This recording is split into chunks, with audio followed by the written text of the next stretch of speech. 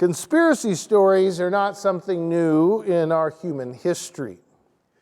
Now, the truth is, we human beings love to create stories to explain our experience of the world, and these stories can become rather elaborate and, let's be honest, nonsensical at times.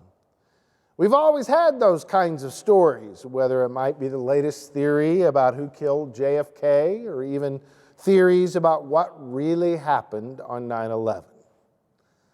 With the internet and social media, we have seen an explosion of such stories trying to frame the events of the world, from the odd theories of QAnon and even more recently narratives about vaccines and stories about ulterior motives beyond preventing coronavirus. Such conspiracy stories exist that some people are even getting wary of getting the shot. Now, these conspiracy theories can be innocent enough and even entertaining in their outlandishness in some ways. That's why I love the TV show X-Files.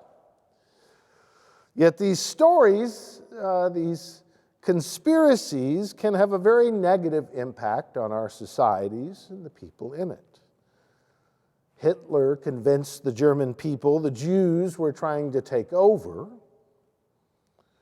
There's even the narrative espoused by racist groups that white Western civilization is under attack from people of color.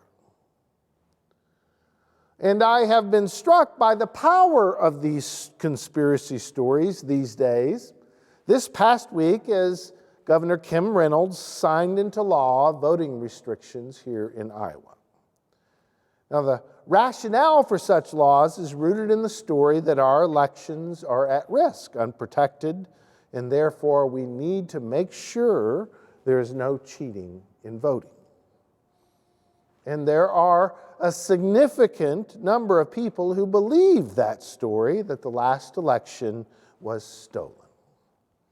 This despite that there's no factual evidence, both in reporting or in the courts of law, of such possible cheating or such possible election to be stolen. The consequence of embracing that story is that it will be harder to vote in the next election, especially for people who are vulnerable and have difficulty voting anyway, which could be some of our elderly folks who do not have the transportation. Harder to vote, we know, for those who are poor and don't have the freedom to leave jobs and to go vote. And consequently, harder to vote for those people of color. It occurs to me that we have based legislation on a false story.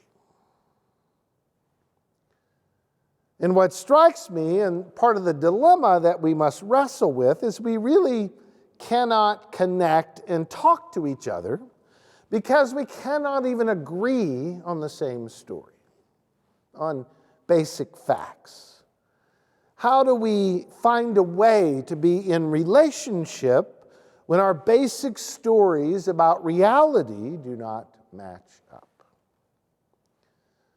Now, social psychologists describe a bias that's inherent in our brains, that especially in those times when we feel shamed or when we feel angry, we are vulnerable to stories that cast us as victims of an evil conspiracy by some enemy other. Our brains like stories in which we are either the hero or the victim, never the villain. And so we divide the world up and identify. We have the good guys, which is always where we are, and the bad guys, which is always where we never are. So one of the difficult human limitations is that we find it very hard to see ourselves as the bad guy and not the good guy. Now, our story this morning from the Gospel of John is a simple, it's an elegant tale of Jesus at the temple teaching when the scribes and Pharisees bring a woman who had been caught in adultery. Now, the first thing that strikes me about this story as it unfolds is that I'm assuming it took two people to tango, so not sure why it was only the woman and not the man who was brought forward to answer for that act of adultery. Well, I know why. In a society that sees women as less than fully human, women and understands stories of women as some evil temptress trying to seduce a man from his faithfulness, it's no wonder they brought her and no one else. She's the bad guy, you see. Where the unfaithful man may be understood simply, may be viewed as a victim of her seduction. Unless we chalk that up to some outdated story, some ignorance of an ancient time, we only have to look at our world today, where women are often blamed for their own rape because they wore something provocative or behaved in a way that confused the man. The power, I think, of the Me Too movement is to challenge these stories in which men must come to see themselves not as chivalrous heroes they imagine themselves to be, and that the women are not the powerless victims without a voice to speak their truth. So the scribes and Pharisees bring this woman, and they have her, and it says, the text says, have her stand there alone before all the crowd. Stand there in shame and guilt. And so they challenge Jesus. They say, the law of Moses commands us to stone the woman for her adultery. Now, we're told in the story they asked him this because they wanted to trap him in disobeying the law. And I would guess that in some sense they already knew that Jesus wouldn't let them stone her, the woman. They already knew or had had some sense about this man who spoke of God in terms of grace and forgiveness and not judgment and punishment. They knew already what he would say because he had been and was a compassionate human being. And then comes this really odd detail in the story. We're told Jesus bends down to write on the ground. Now, we're not told what he wrote, only that he's kneeling on the ground and writing something. And to be honest, you could do a little research, and scholars have all tried to guess what he was writing, why he was writing something on the ground. Many think maybe he was just stalling as he tried to come up with some kind of response. Part of me wishes I was there to look over his shoulder to see what it was he was writing.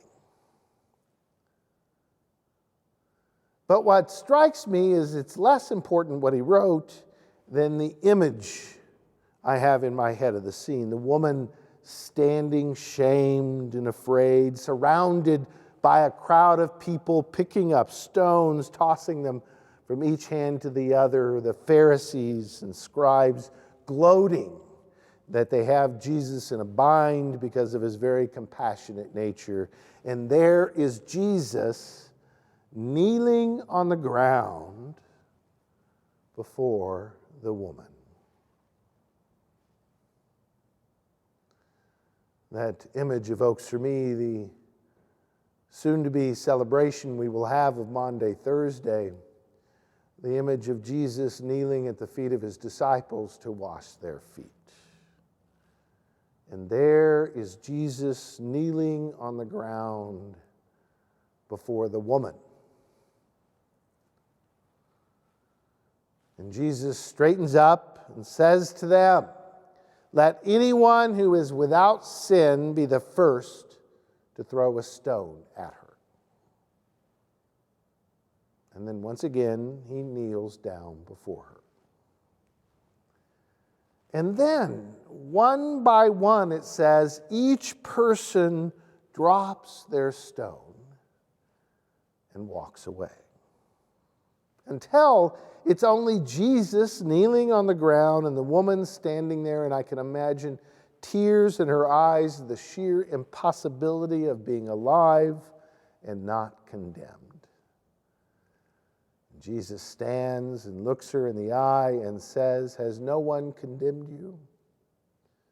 "No, sir," she says. And he tells her, "Neither do I condemn you. Go your way and sin no more." It's an amazing story of being set free by the grace of Jesus Christ. But there is a powerful lesson here for us if we pay attention to it, if we look at it, a powerful lesson for us in our own experience of God's amazing forgiveness and how it sets us free. Because the truth is, we are not the hero of this story, nor are we the victim. We are the crowd, standing around with the stones in our hands, ready to throw them at those we would claim are the bad guy, those we would condemn. And the question posed to us from this story this morning is, are we ready to admit our own brokenness and drop the stones and drop the judgment and embrace the grace?